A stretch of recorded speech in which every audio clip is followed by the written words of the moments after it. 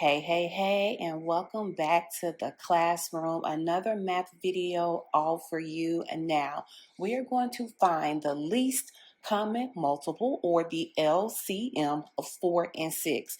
Now, before we do that, remember the LCM is the smallest number that both numbers share as a multiple, okay?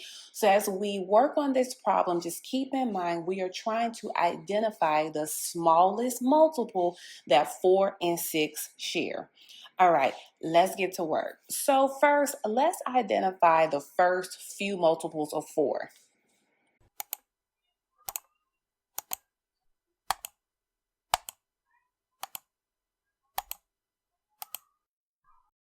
All right, now let's go ahead and identify the first few multiples of 6.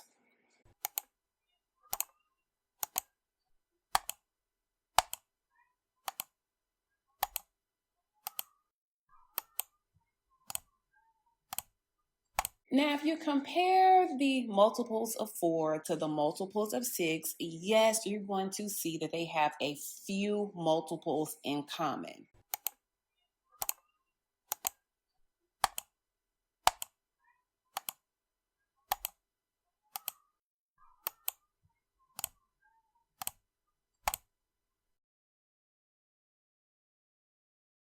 Okay?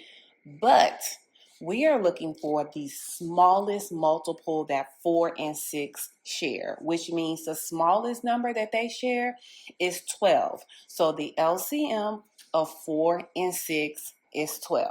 Okay? So even though they have more than one multiple in common, we always want the smallest one when finding the LCM.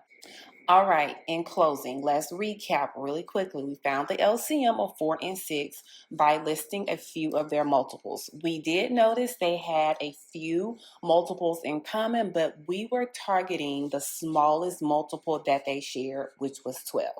Okay? All right, see you in the next video.